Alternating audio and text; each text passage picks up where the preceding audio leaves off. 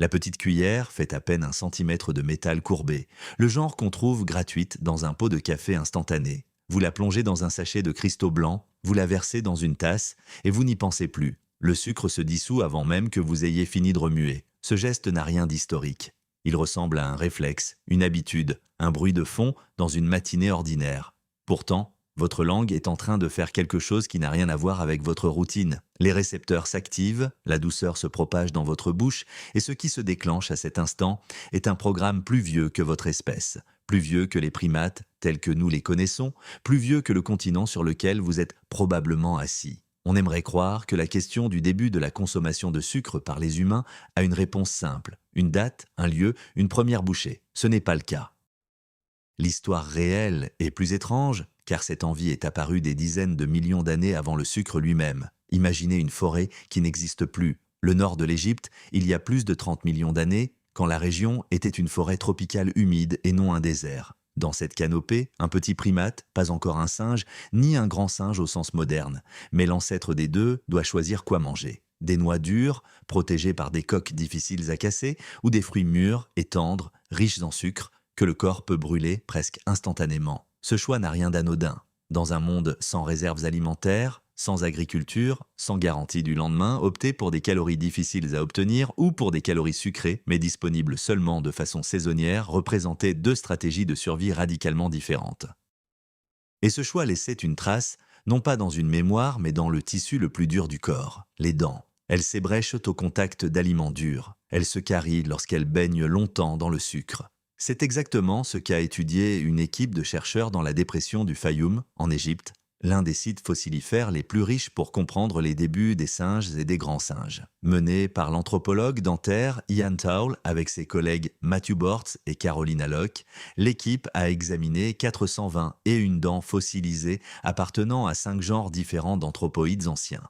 Le groupe, qui inclut les ancêtres de tous les singes vivants aujourd'hui, humains compris. Les résultats furent frappants, seulement environ 5% des dents montraient des ébréchures, un taux très faible comparé aux primates actuels qui cassent régulièrement des noix.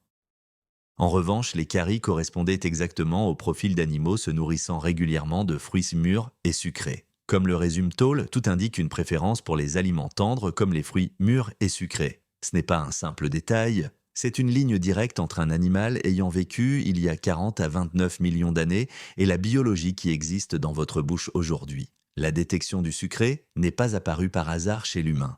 Elle est portée par un gène appelé TAS1R2, présent dans tout l'arbre généalogique des primates, façonné par des millions d'années de pression alimentaire. Voici ce qui est réellement surprenant. On imagine souvent nos ancêtres comme des survivants robustes, tournés vers la viande et le sucre, comme une invention moderne et molle. Les preuves fossiles suggèrent l'inverse. Les fruits sucrés ont pu constituer le régime fondamental, le choix énergétique par défaut, bien avant qu'un hominidé ne ramasse une lance ou n'allume un feu. Le goût pour le sucre n'est pas une indulgence moderne greffée sur un corps ancien et discipliné. C'est l'un de ses instincts les plus anciens. Cette envie n'a pas disparu quand notre lignée s'est séparée des autres primates. Elle a simplement changé de forme. En Afrique, les premiers hominidés ont eu accès à quelque chose d'encore plus concentré, le miel. Et l'obtenir signifiait affronter un danger réel, une réserve de sucre pur gardée par des milliers d'insectes prêts à la défendre violemment. Nous n'avons pas de preuve directe de la première personne à avoir pillé une ruche sauvage, mais nous avons quelque chose de remarquable. Une peinture rupestre trouvée en Espagne orientale sur le site des Cuevas de la Araña, montrant une silhouette humaine suspendue à une corde ou une liane, atteignant une crevasse où des abeilles ont construit leur nid. C'est considéré comme la plus ancienne représentation connue d'une récolte de miel. Son âge exact reste débattu, entre 6 et 10 000 ans environ, mais la scène elle-même est éloquente. Quelqu'un grimpant vers le danger pour obtenir quelque chose de sucré. Pour l'essentiel de l'histoire humaine, le sucre n'était pas une habitude. C'était un risque calculé, rare, payé au prix fort. Cette rareté est précisément ce qui a changé plus tard, quand les humains ont cessé de simplement chercher le sucre pour commencer à le cultiver.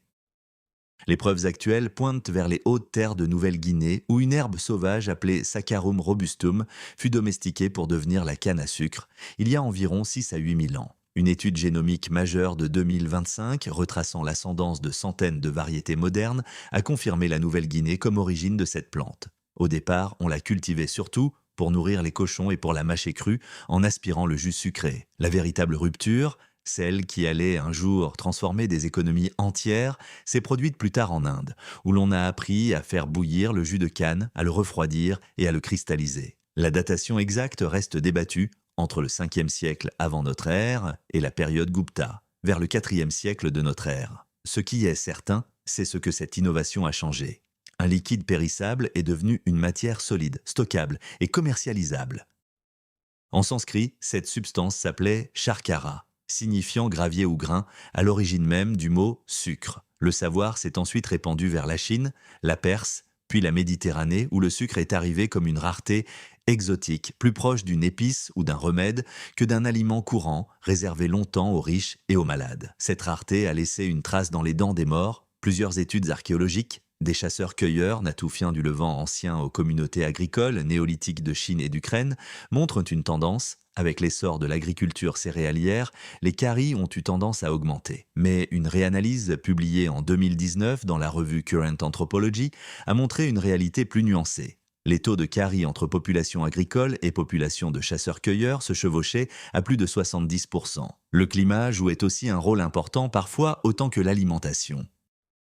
Alors, si l'agriculture seule n'explique pas le déclin de la santé bucco-dentaire moderne, quelle en est la cause? La réponse vient d'une recherche menée en 2013 par la généticienne Christina Adler, qui a analysé la plaque dentaire calcifiée de 34 squelettes couvrant environ 7500 ans d'histoire européenne. Les résultats ont montré un changement modeste au début du néolithique, puis une stabilité remarquable du microbiome buccal pendant des siècles. Ce n'est qu'avec la révolution industrielle que tout a basculé brutalement. Les bactéries responsables des caries, aujourd'hui considérées comme normales, sont devenues dominantes pour la première fois. Ce qui s'est produit en réalité, c'est un changement d'approvisionnement. Le sucre a cessé d'être une denrée qu'on escaladait une falaise pour obtenir, pour devenir un produit manufacturé à échelle industrielle, cultivé sur d'immenses plantations caribéennes grâce au travail forcé et à l'esclavage. L'anthropologue Sidney Mintz a documenté l'ampleur de ce basculement avec un seul chiffre. La consommation de sucre par habitant en Grande-Bretagne est passée d'environ 2 kg par an en 1700 à près de 8 kg par an en 1800, soit une multiplication par 4 en un seul siècle. C'est là la véritable rupture de cette histoire. Pas le moment où un primate ancien a goûté un fruit mûr. Pas le moment où une personne de l'âge du bronze a risqué une chute pour piller une ruche sauvage. Pas même l'invention du sucre cristallisé en Inde. La rupture a moins de 200 ans, le moment où une envie ancienne, façonnée par des dizaines de millions d'années d'évolution, s'est vue offrir un approvisionnement illimité, bon marché et disponible toute l'année. Votre corps n'a jamais été conçu pour cette abondance. Il a été conçu pour la rareté, pour un monde où la douceur signifiait une trouvaille chanceuse ou une ascension dangereuse, quelques fois par an tout au plus. L'envie est ancienne. L'abondance ne l'est pas. Presque tout ce que le sucre vous fait aujourd'hui, les caries, les envies qui semblent sans fond, vient de ce décalage et non d'un manque de volonté. Ce qui nous ramène à cette petite cuillère, ordinaire, oubliable. Elle ne vous demande rien de difficile. Pas besoin d'escalader une corde, d'attendre une saison de fructification ou de traverser un océan. Elle a juste besoin que vous la saisissiez. Comme votre biologie a été conçue pour le faire bien avant qu'il n'existe des humains pour le faire. Seule la facilité est nouvelle. Si vous êtes arrivé jusqu'ici, cette chaîne est faite pour vous.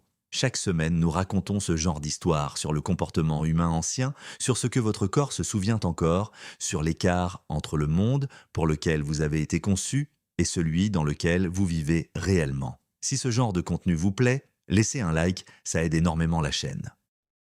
Abonnez-vous pour ne rater aucune prochaine vidéo, c'est gratuit et ça soutient vraiment notre travail. Et dites-nous en commentaire quelle partie de cette histoire vous a le plus surpris, j'y répondrai avec plaisir. À très vite pour la prochaine vidéo.